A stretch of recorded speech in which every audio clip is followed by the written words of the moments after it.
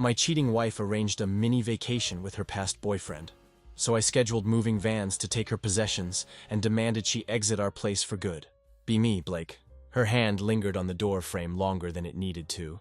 Not affectionate, hesitant, almost like guilt wanted a second to speak. But it didn't get the chance. She turned, half smiled, tossed her hair over her shoulder like she was heading to brunch with friends. Not off to another man's bed. Victoria wore the black leather jacket she always saved for special occasions. I'd never liked it. Not because it was ugly, it wasn't, but because she wore it when she wanted to feel powerful, commanding, in control. She didn't kiss me goodbye, just muttered, "Don't wait up," as she slammed the door behind her. The hallway echoed longer than it should have. I stood by the kitchen island, one hand flat on the cold granite, the other gripping my teacup tight enough to crack it. "Girls' trip," she said. "Up by the lake," she said. No signal, no stress, just wine and face masks. Lies, all of it. I wasn't even surprised anymore. Not really. Just tired. I had known for 5 weeks. The moment it all clicked wasn't some dramatic revelation.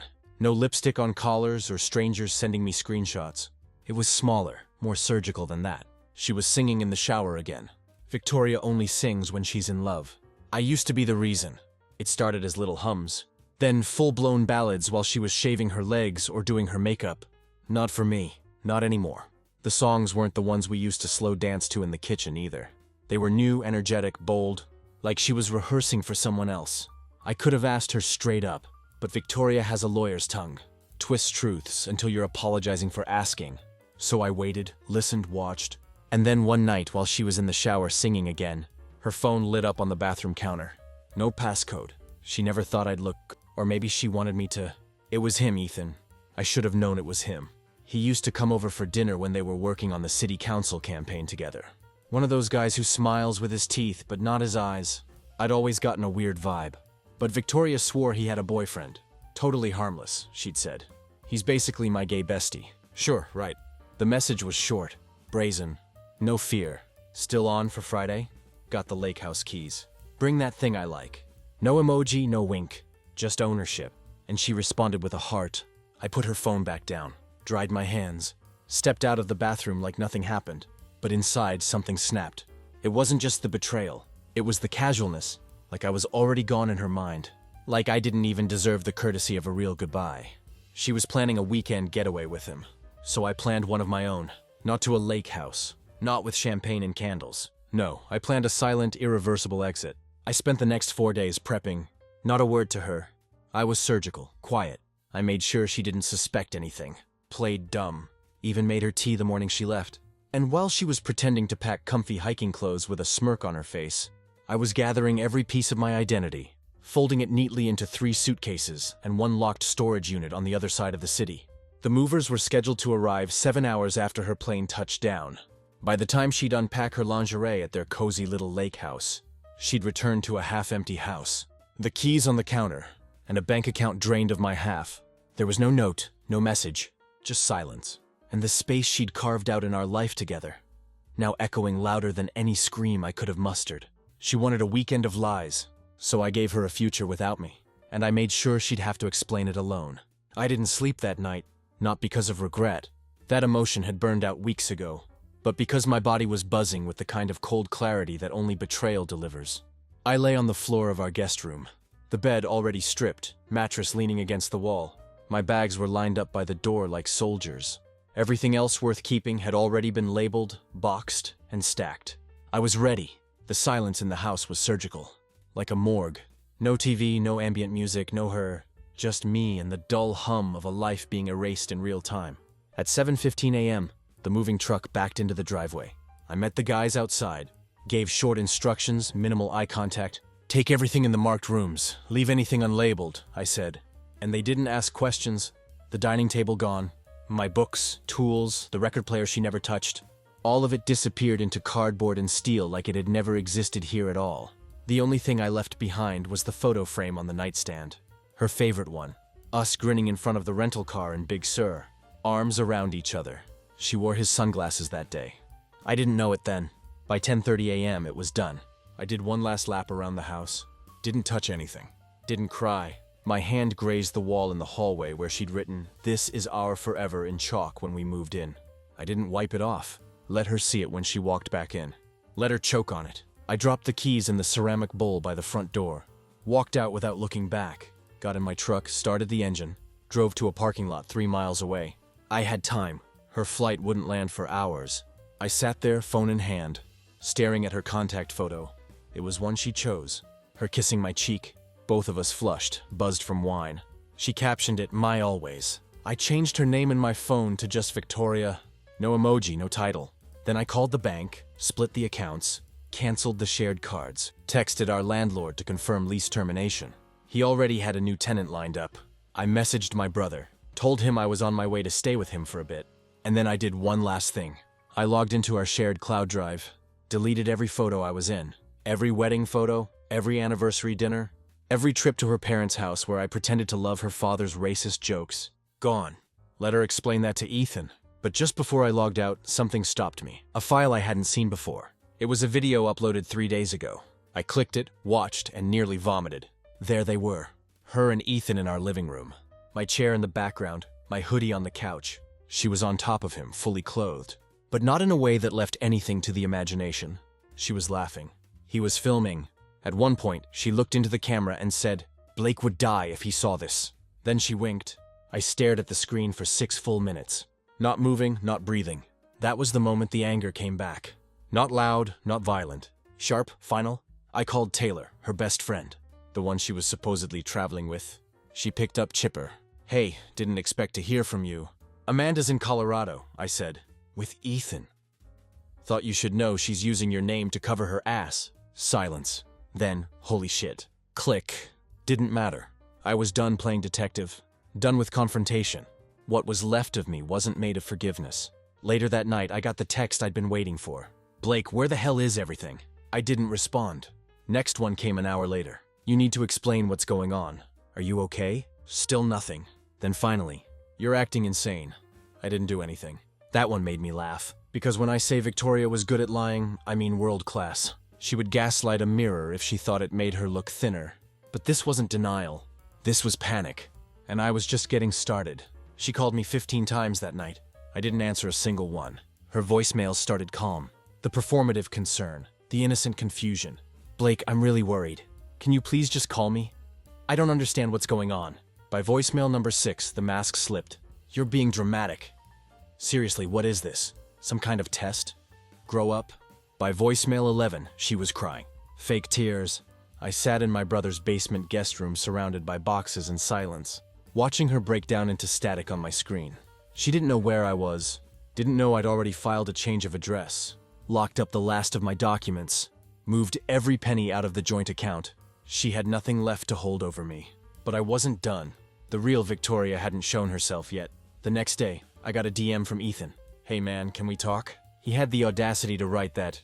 He knew. Of course he knew. He was the plan. He wasn't some slip-up. He was the upgrade. The new ride she'd been test driving for months behind my back. Maybe he felt guilty. Maybe Victoria was already spinning a new narrative. I didn't answer him either. Just let him sit in that tension. Then came the message from her mother. "Victoria said you left her, that you disappeared. Is everything okay?" I stared at that one for a long time, because that's how she operates. She doesn't just lie, she infects reality. Makes herself the victim before anyone even knows they're supposed to choose sides. I knew I had a narrow window before the sympathy machines turned on. Before she posted some vague quote on Instagram. Before the wine nights with friends turned into sob stories. Where I was the cold, distant husband who just gave up. So I pulled the pin. I sent 4 people the video. Taylor, Victoria's younger brother Owen, her own mother, and her sister. No context, no commentary, just the truth. I didn't wait for responses. I turned my phone off and went for a long walk down an unfamiliar street. I hadn't walked aimlessly in years. The air hit different now. Colder, cleaner. Like I'd finally stepped out of a house that had been slowly leaking gas while I slept. When I got back, my brother was waiting for me in the kitchen. He looked up from his cereal. "Dude, Victoria called me." I nodded. "Figured." He hesitated. "She's freaking out." "Good. She's saying you're unstable. That you lost it." I opened the fridge. "Did you believe her?" "Nope." He paused. "She said something weird, though. Said she thinks you were planning this for months." I turned and looked at him. She wasn't wrong, because deep down I think I always knew something was coming. Not the details, not Ethan, but something. Victoria was the kind of woman who needed a stage. Tension, applause. I used to be the spotlight. Then I became the audience. Eventually, I was just a crew member holding the wires while she took bows for performances I wasn't even invited to. That night, she finally snapped. New number, blocked ID. She left a voicemail. I wish I could bottle and send to every man who ever doubted his gut. You're seriously going to throw away everything over nothing? I didn't do anything wrong, Blake. You were always paranoid, always insecure. You made this happen. You're punishing me for your own failures. And guess what? I'm fine. I'm going to be just fine. Go cry in your little man cave while I keep living my life. There it was. The real Victoria. Not the girl I married. Not the one who cried during Pixar movies and made me pancakes on Saturdays. This was the one who saw people as chess pieces. And I was no longer on the board. When the dust settles, people talk about closure like it's some neat little bow you tie at the end of a relationship. Like you get one last conversation, maybe a hug, and then it's done. Closure isn't a moment. It's a brutal, slow unraveling. A crawl through dark rooms of your own mind, where the only light comes from memories twisting into lies. Victoria's message slammed through me like a freight train. I'm fine. Those 3 words were venom wrapped in silk. She was fine and I was the mess. I sat in my brother's kitchen staring at the wall, replaying every late-night argument, every unreturned text, every time she said she was too tired for me, and all the while behind my back, she was making plans, not just for a weekend, but for a whole new life. The next morning, I woke up to a barrage of texts from her friends, some sympathetic, some cold, some downright cruel. Hope you realize what you lost. Maybe you should have paid more attention. Not everyone can be perfect. You know, I wanted to scream, to tell them she was a liar, a cheat, a woman who used her charm to rip apart the life we built. But words felt useless against the tide of fake smiles and Instagram stories. Showing Victoria and Ethan hiking, laughing like they'd never known me. It hit hardest when I scrolled through her latest post. A photo of her and Ethan at sunset, arms around each other glowing. Caption, "New beginnings." She tagged me too. The irony was cruel. I was the only one who saw the cracks behind the facade. I realized then how little I truly knew her. How much of our life was a show. How the woman I trusted with everything was a stranger hiding in plain sight. I called my therapist that day, told her everything. For the first time, I admitted I felt not just betrayed, but erased. Like I was a ghost in my own story. "You're grieving," she said. "Not just the marriage, but the future you thought you'd have." She was right. But anger was still the loudest voice inside me. I started writing, not to Victoria, not to Ethan, to myself, every night, scribbling pages about how I was going to rebuild, how I was going to find myself again. Because the hardest truth was clear. I couldn't fix what she broke, but I could fix me. Victoria tried one last stunt 3 weeks later. Showed up at our old house, not to talk, not to fight, but to collect a few things she forgot. I didn't answer. I watched from a distance as she banged on the door. Shouted my name like she was reclaiming territory. Then she yelled something I'll never forget. "You're pathetic. I hope Ethan knows how lucky he is to get you out of his life." That cut deeper than any betrayal. Because the woman I loved wasn't just gone. She was gone cruel, and I had to learn how to live without her. 3 weeks after Victoria's little performance on the porch, I got the letter. Not a message, not a call. A letter like we were in a Jane Austen novel and not the smoldering remains of a modern train wreck. It came in a pale blue envelope with her handwriting on the front. Blake, just my name, nothing else. No heart, no return address. That was deliberate. She always did believe in the power of presentation. I stared at it for a long time before opening it. Part of me wanted to toss it into the fire pit and pretend it never existed. But the other part, the part that used to reach for her in the middle of the night, without thinking, needed to see what she'd say. The letter was 2 pages long. The first half was guilt-polished. I never wanted it to happen like this. "You've always been good to me, and I hate that I made you feel like you weren't enough. It wasn't supposed to go that far with Ethan." Right. She accidentally booked a lake resort, drove 5 hours, packed lingerie, and role-played a single woman because it wasn't supposed to go that far. The second page shifted. It was Victoria's real voice. The one she always kept wrapped in honey until it turned to glass. "You made things too easy. You never challenged me anymore. I felt invisible around you. Ethan made me feel seen, and you stopped trying a long time ago. I needed more. You gave me routine. He gave me sparks. I wanted to crumple it, burn it, scream, but instead I folded it up, slid it back into the envelope, and tucked it away in a box labeled evidence, not legal, emotional. A keepsake for the version of me that might someday doubt what really happened." She thought that letter was closure. but all it did was confirm what I'd started to suspect. Victoria never loved me, not the real me. She loved who I was when I was performing. When I was building her a pedestal and applauding every move. The moment I became human, tired, flawed, steady, she tuned out, found a shinier toy. A few days later, Owen, her younger brother, called me. We hadn't talked much before, but he left a message I'll never forget. "Hey man, just wanted you to know. I saw the video. I don't know how you didn't lose your mind. She's been acting like nothing happened, like you just flipped out for no reason. You didn't. I'm sorry. You deserve better." I played that voicemail 4 times. It didn't fix anything, but it did something better. It validated me. Meanwhile, Victoria was rebranding, social media full of healing energy and growth. Her captions turned into quotes from self-help gurus. She started tagging Ethan in everything.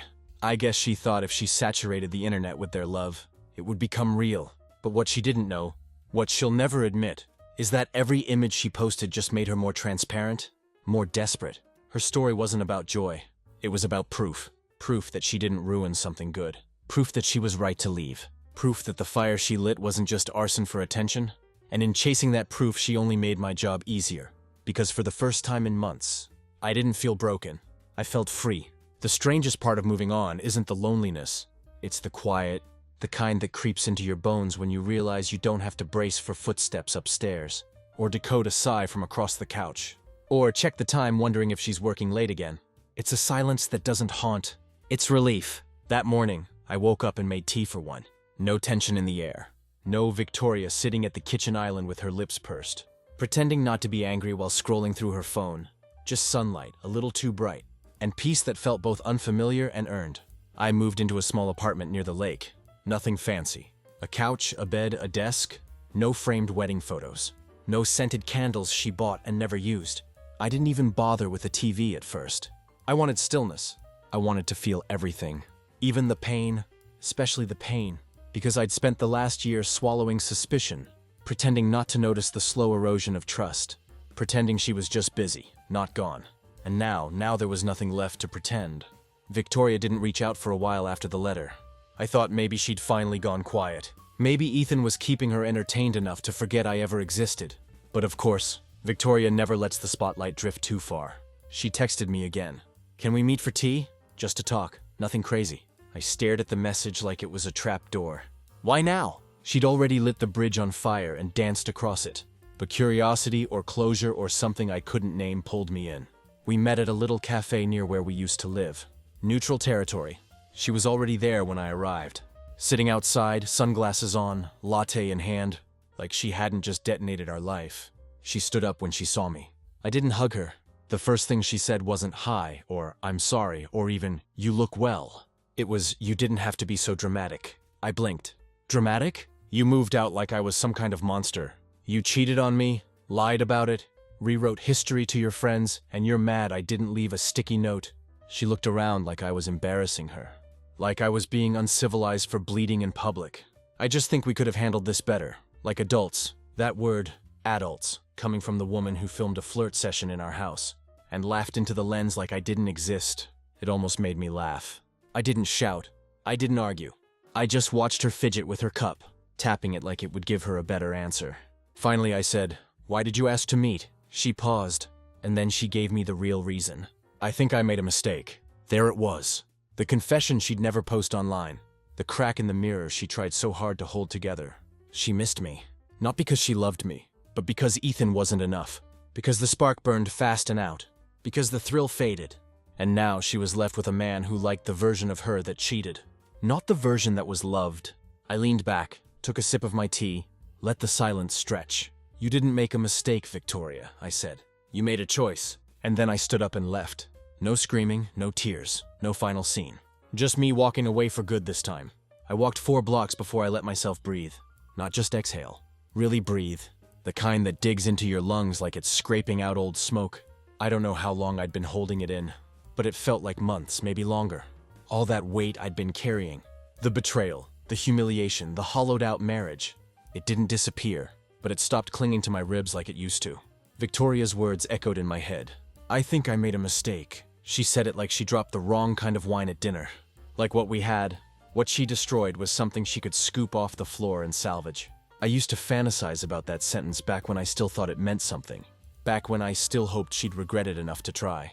But standing across from her that morning, watching her stumble through half-truths and rehearsed guilt, I felt nothing.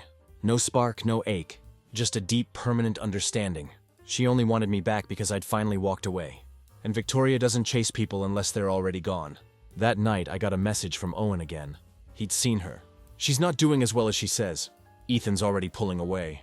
Her friends are exhausted. I think she thought you'd fold. I didn't reply. What was left to say? I wasn't interested in watching her crumble. I wasn't tracking her spiral out of revenge. I wasn't waiting anymore. That was the biggest shift. I wasn't orbiting around her anymore, trying to decode every action, interpret every silence. I had a life now. A quiet one, but mine. I went back to work. Picked up more projects than usual. Started running again. Reconnected with friends I hadn't seen since the wedding. The first time I laughed, really laughed, I startled myself. It was like hearing your own voice after being underwater too long. One night at a friend's party, someone asked me, "What happened between you two?" I didn't flinch. I just said, "She fell in love with someone who wasn't me." I gave her the space to enjoy it. The guy nodded slowly. "You okay now?" I sipped my drink.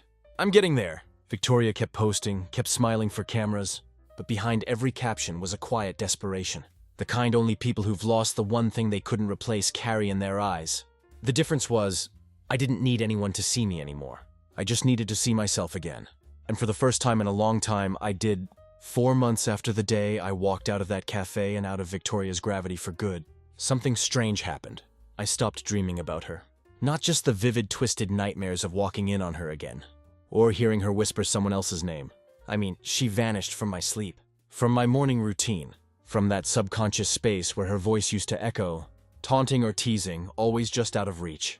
In her place, silence, a stillness I didn't recognize at first, almost mistook for emptiness. But no, it wasn't that. It was peace, a slow, careful peace earned through every insult swallowed, every truth denied. Every moment I doubted my own reflection because she told me I was too much or worse, not enough. That week, I picked up a new client. Small house restoration job out in the hills. The kind of work I used to do before things got complicated. Before marriage became routine. Before Victoria's eyes stopped lighting up when I walked into the room. The owner was a woman named Luna. Smart, reserved, nothing flirtatious. No tension, just real conversation. Books, movies, favorite seasons. She asked questions. She listened. It had been so long since anyone did that without wanting something. One day, while I was patching drywall in the kitchen, she brought me tea. Just brought it, no strings. "You looked cold," she said. That was it. Something small, stupid even. But I felt it like a crack of sunlight in a cave. I didn't tell her anything about Victoria. Not yet. That story wasn't a wound anymore. Just a scar, still tender in places, but mine to carry, quietly. A week later, Victoria broke her silence again. This time, a message. "Can we try again? I miss us." Not "I miss you." I miss us. The idea of what we were, the aesthetic, the support, the stability. It was laughable in a way. She torched the bridge and now wanted to stroll back over the ashes like it never happened. I didn't respond. 2 days later, a photo. Her alone, no Ethan, no caption. Like she was baiting sympathy. It didn't work. I'd already begun erasing her from the narrative of my life. Not out of anger. Out of survival. See, the worst part of being with someone like Victoria is the gaslighting.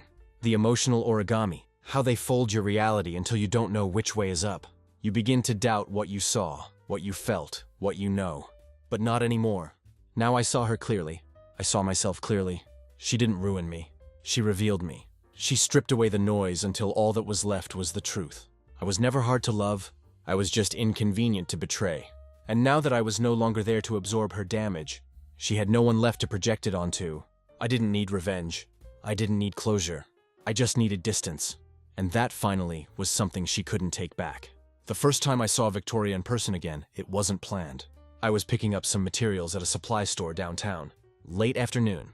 Nothing dramatic, just drywall compound and a few fixtures for Luna's kitchen. And then there she was at the register. Alone. No Ethan, no ring. Just Victoria. She spotted me before I could turn. Her lips parted like she might call out. But then she hesitated. Maybe she saw it in my face. That clean edge, that complete absence of need. Because I didn't feel a single thing. No bitterness, no tightness in my chest. Not even pity. She approached slowly like someone walking up to a dog they'd kicked too many times. A nervous smile curled at the edge of her mouth. Carefully constructed. "Hey," she said, voice too light, too rehearsed. I nodded. "Victoria," a flicker in her expression. She was hoping for more. For warmth. For a hint that the door wasn't entirely closed. "You look good," she said, reaching for small talk. I shrugged. "I am good." She stood there for a moment, holding a basket with a single can of paint and a phone clutched like a lifeline. She didn't know what to do with herself. Victoria, always the one in control, suddenly unsure of her power. "You've been ignoring my messages," she said, trying to inject a smile like we were old friends playing catch-up. "I read them," I said flatly. Pause. "And I don't owe you anything." That cracked her. "Just a little." "Blake," she said softer, almost pleading now. "You know I messed up. I said I'm sorry." "No, you didn't mess up. You chose over and over again. You lied to my face. You let me rot while you were playing house with someone else. That's not a mistake. That's a character trait." I didn't raise my voice. I didn't break, and that I think hit her harder than any screaming match ever could have. "Ethan's gone," she blurted out. There it was. I almost smiled. Not because she was hurting.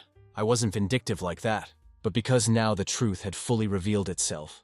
She wasn't there for me. She was there because her new supply had dried up. Because she realized love isn't a light switch you flip when convenient. Because the applause had stopped and the curtain had fallen. I looked her in the eye. "That's not my problem." Her eyes glossed over for a second. Just long enough for me to see the old Victoria. The one who used tears as weapons, but I didn't stick around for the show. I turned, paid for my things, and walked out. No hesitation, no goodbye. Just a door opening, and another one finally closing. This time from the outside where I belonged. As I stepped into the fading evening light, I felt something shift. A heaviness I'd been carrying for far too long finally lifted. She no longer lived inside me. She no longer had a vote. She was just a woman I used to know. And I was finally completely free. A week passed after that last encounter. No new texts, no voicemails. Just the soft static of Victoria's absence. The first time it felt like real quiet instead of her holding her breath, waiting for the next move. It was over. Not just in paperwork, not just in story. It was over in energy. That invisible tether that used to pull at me in the dark. Even when I hated her. Even when I swore I was done. Gone! I didn't tell anyone I saw her. Not my brother, not Luna, not my therapist. I didn't need to process it anymore. I wasn't replaying conversations or rewriting comebacks. I wasn't shaken. I wasn't even tempted. I was building shelves that morning. Just plain pine, nothing fancy. When it hit me, a feeling I hadn't recognized in a long time. Stillness. Not numbness, not distraction. Just presence. For the first time in years, I wasn't looking backward or forward. Just working in the moment like I used to before my life got hijacked by someone else's storm. That's when Luna stopped by. She brought cinnamon rolls. No reason, no flirting, just kindness. She leaned against the doorframe, eyes flicking over the half-assembled wood on the table. "Busy?" I shook my head. "Not really. Just building something that won't fall apart." She smiled at that. "You say that like it's rare." I thought for a second, then replied, "It is." We didn't talk about Victoria. She didn't ask. She never pushed. That's what I liked about Luna. She lived in the now. She didn't try to fix me. She didn't compete with ghosts. After she left, I sat there a while, staring at the grain of the wood in front of me. I ran my fingers along the edges. No splinters. Smooth, steady, built right. It made me think of all the things Victoria and I tried to build that we never bothered to maintain. We wanted the image, the house, the rings, the smiles, but we never reinforced the foundation. Or maybe I did. Maybe she just kept setting fires in the walls and waiting to see how long it would take before the beams gave way. But that was the past now. I didn't hate her anymore. I didn't need her to understand. I'd learned that some people only apologize when they see you thriving without them. Not because they regret the pain, but because they hate not being the center of your world anymore. Victoria didn't miss me. She missed her favorite mirror. But that mirror was shattered. And the man staring back now, he was someone new. Not softer, not harder. Just real. It was early evening when I got the email from our old landlord. Nothing dramatic. Just a notice that the deposit refund from the house Victoria and I once shared had finally cleared. A few $100. Enough to remind me of the couch we argued over, the table we never really ate at, the life we carefully staged and slowly stopped living. Attached to the message was a forwarded note from Victoria. She'd added a short sentence. "If he wants his half, he knows where to find me." I didn't reply. What would be the point? She wasn't reaching out to return anything. She was fishing. Always had been. She didn't care about the money. Victoria never did. She cared about leverage, control, attention, but that sentence said more than she realized. If he wants it, he knows where to find me. She still believed I was circling her, that a part of me was orbiting even now. She couldn't fathom a version of the story where she was no longer the center of my world. But that's the thing about healing. It's quiet. You don't announce it. You don't prove it. You just stop showing up to the war. That night I made dinner. Simple stuff. A roasted chicken, rice, a side of greens. Nothing gourmet. But for the first time in a long time, it was for me. Not to please, not to impress. Just to nourish. I sat down with a cold beer and let the quiet fill the room. And I realized I wasn't lonely. Not at all. I was whole. Just me. No missing piece. No aching vacancy. Victoria wasn't a wound anymore. She was a closed chapter. A necessary burn that cleared the ground for something better to grow. After dinner, I walked outside. The air was cool. Just on the edge of autumn. The kind of evening where you can smell wood smoke and soil. I stood there on the porch, arms crossed, looking up at a sky Victoria never noticed. She always had her head down, scrolling, talking, performing. And for the first time, I didn't feel like something had been taken from me. I felt like something had been returned. My time, my energy, my peace. The things I gave her freely, foolishly. Because I mistook hunger for love, Victoria will always rewrite the story. That's who she is. In her version, I'll be cold, distant, emotionally unavailable. She'll forget the hours I spent listening. The forgiveness I gave before I even got a real apology. The man who stayed long after she was gone in spirit. But that's fine. Let her have her version. Because I finally have mine. And in mine, the man doesn't stay broken. He walks out of the fire. And he builds something beautiful with the ashes. There's a moment after a storm when the world feels hollow. Like the wind took something more than leaves when it passed through. And for a while you convince yourself that silence is the absence of something. That peace must mean loss. But now I know better. Silence is the sound of weight falling away. Peace is the return of everything that once belonged to you. The thoughts you couldn't finish. The feelings you buried. The voice in your head that finally sounds like you again. I sat on my porch that morning with a cup of tea and no urgency. No Victoria. No emotional landmines. Just the low rustle of trees. A dog barking somewhere down the block. And the smell of earth stretching under sunlight. I used to share mornings like this with her.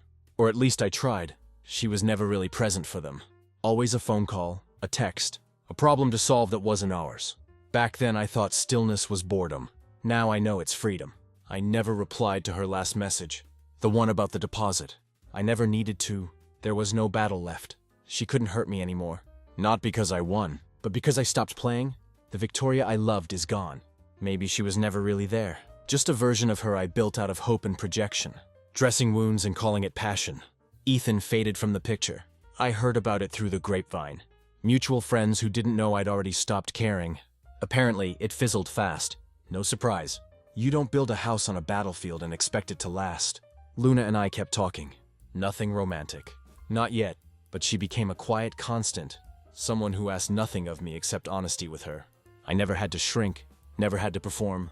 We talk about music and trees and why people stay in broken places. She didn't cry. She didn't push. She just showed up. And so did I. Not for her. Not for revenge. For me. Because that's what Victoria never understood. I wasn't perfect. I wasn't flashy. I wasn't the guy with firework words and reckless charm. I was the one who stayed, who built, who chose her when it wasn't easy. And when the time came, I was the one who left. Not out of weakness. Not out of pain. But out of self-respect. The last thing I ever wrote about her. The final line in the journal I started the night she left for her girls' trip was simple. She lost a good man. I found a better one inside myself. That was the real ending. Not the confrontation, not the message, not the collapse. The real ending was the becoming, if you're reading this and you're still in it. The confusion, the silence, the half-truths and sleepless nights. Let me tell you something. No one said to me when I needed it most. You are not hard to love. You are not too much. You are not broken for noticing what they worked so hard to hide. Walk away. Let them keep their fire. You'll build your own light, and one day you'll wake up in a world that doesn't revolve around them. And you'll realize it never should have.